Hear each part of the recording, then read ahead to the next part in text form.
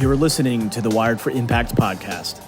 With this being an election year, you're talking about some significant potential financial events. Do you see something happening before the election? You mentioned the imminent crash, of course, the geopolitical volatility. Do you see something happening this year before the election? Okay, so first of all, my answer is too long because I feel as I'm giving you a 7-8 minute answer when you're asking. No, it's very interesting. I'm very impressed at how much you're able to condense, because any one of these questions we could spend a whole podcast on. So no, these are great. Okay, fine. Okay, so if I do, just cut me out. So I don't want to just go on and on and on. Right. The events that could happen in 2024 are split into two: geopolitical and economic. The economic one in the US, which would be the catalyst for global markets to sink, would be something like a banking crisis or a downgrade, as far as the US is concerned, by Fitch or Moody's or S&P Global, one of the rating agencies. That would push the yields sky high, and that would send the NASDAQ down. The NASDAQ, by the way, the NASDAQ's ignoring yields at the moment. The NASDAQ is off on one. Either they're snorting cocaine and invited all the whores into Wall Street because NVIDIA has saved them, and the semiconductor GPUs have just saved Wall Street, and that's it. They're just pushing it higher and higher and higher with no rationale. So they're heading towards the end of the cliff. What is going to be the catalyst to look at? Middle East escalating war. That is not going away. We have to face facts. There's not going to be a dilution or a reduction in the conflict in the Middle East. So we're talking about Iran, Syria, Iraq, Lebanon, Israel, Hamas, Houthis. That's 7 jurisdictions that are at war. That's going to continue, going to escalate. Problem there, oil, supply of oil. Problem there is they could attack America's strategic assets like in Saudi Arabia. The US is tied in with Saudi Arabia. That's on the geopolitical front. On the economic front, you've got the banking crisis, you've got the potential downgrade if that was to happen by Moody's, and you've got the whole stock market is based now not on the Mega 7, but was the Mega 6 now, so they're turning into the Mega 2, which is Meta and NVIDIA. That's it. They're just off on one, semiconductors. That's going to save the world, and those shares are just going higher and higher and higher, and there is going to be a pop. So everyone's just driving towards the end of the cliff like a driver. Just watch the number plate in front of you. Don't worry about looking at the road ahead. As long as that number plate is moving, just keep on moving till the cars start falling off one after the other, because there's no more road left. And that's what's going to happen. Do you see that happening before the election, though? Or I mean, obviously we don't know. Question. Yeah. Great question. I would normally see it happening. Okay, so I'm going to be conservative, and normally I'm dramatic. I would see an immediate 7 to 10% drop in financial markets, maybe 15%. But on that basis, the way it's looking at the moment with the Fed's obsession with answering to its bosses in the Congress is to keep the facts hidden, keep the economy bubbling along. Now, the Fed is in a serious conspiracy mode, because if you remember, Peter, in November, they said they're going to reduce interest rates by minimum 3 times. Why would a Fed central bank notify stock markets in advance of economic data that they're going to reduce interest rates when they don't even know what the horizon is in terms of inflation, growth, and manufacturing? But they seem to know that if we can reduce them because we are going to manipulate the unemployment figures. We're going to manipulate inflation. Very suspicious. I've never seen a central bank do that. Yeah, that's that leads me to a question that I was going to ask you maybe a little bit later, but this might be a good time to ask you, which is, there's a theory that there is central banking interest on a global scale that is manipulating geopolitics for its own gain. Do you subscribe to that theory? And what evidence do you have to agree or disagree with that? Okay, I want to start off on the simplest one, which is Putin and Ukraine. People, I'm not a massive Putin fan, so it might come over I'm a Putin fan. I just want to be very clear. The man is no fool. He invaded Ukraine because NATO was going to make Ukraine, or Ukraine applied to be a member of NATO, which means a nuclear launching site would be on the border of Russia. Well, if nuclear launching sites from the border of Mexico, but there's no border there, but if there was a border with Mexico, then I'm sure the US would do something to counteract it. Therefore, Putin, from his perspective, had to take action to stop nuclear missiles being in Russia. Now let's look geopolitically. Is it in the US interest to fire up?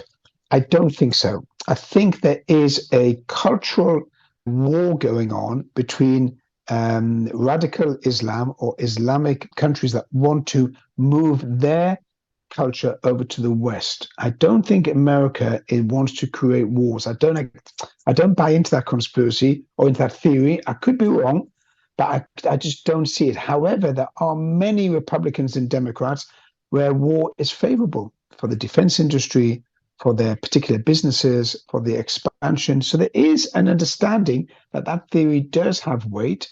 However, unless I'm being naive, I think it's a bit stretched. You mentioned earlier that the Fed was going to answer to their bosses in Congress. And in my mind, it was like, it feels like it's the other way around, where Congress is answering to the Fed and the central banking interests. And I wonder if it's possible that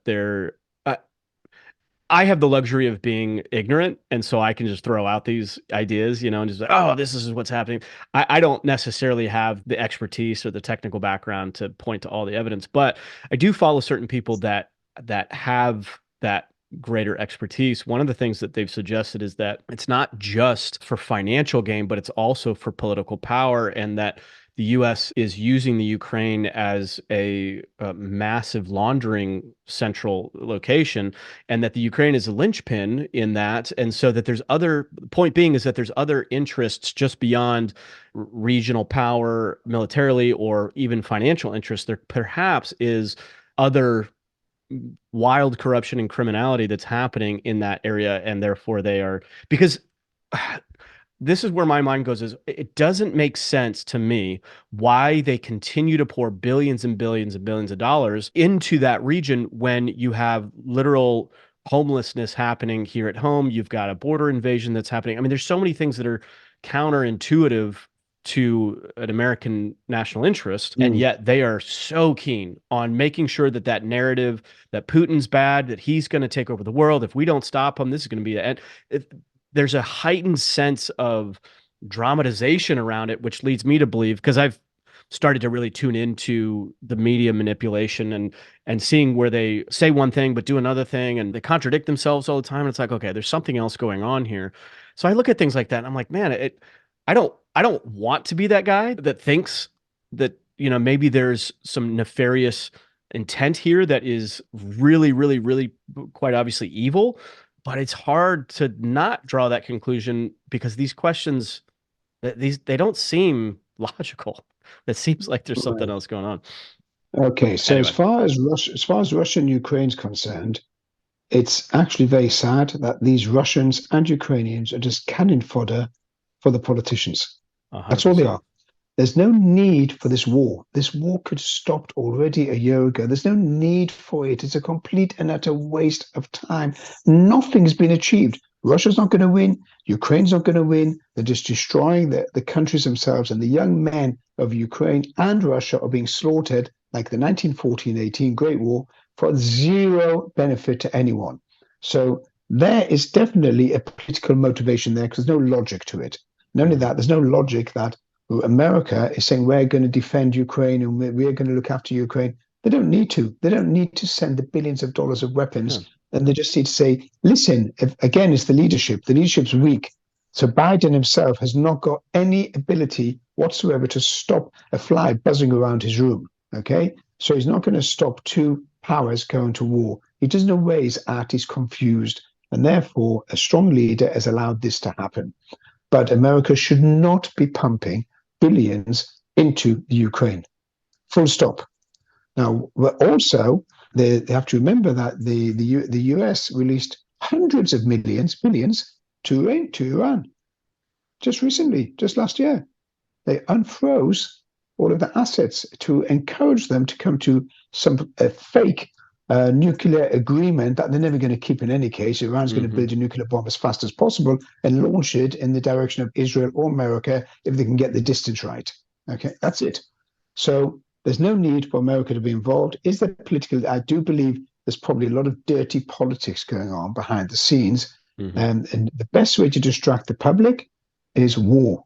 Exactly. If you talk about war, public don't have the platform that they're going to talk about in the news is Ukraine and Russia and the Middle East. Distract the public. The real problems are in the economy. If he just buckled down and said, right, let's block that bloody wall in Mexico instead of importing 5,000 Democrat voters per day so he could get in 2024, and if they stopped the immigration and had a bit more wherewithal, you said there's homeless. Why is there homeless in the richest country in the world? There shouldn't be no homeless. But all the resources going into giving the immigrants and illegal immigrants, the whole thing is so corrupt as a macro corruption. Whether they're going to say, is this guy corrupt, that guy corrupt, I don't know. That could go down to the minuscule, let's have a discussion. But at the moment, it's all corrupt.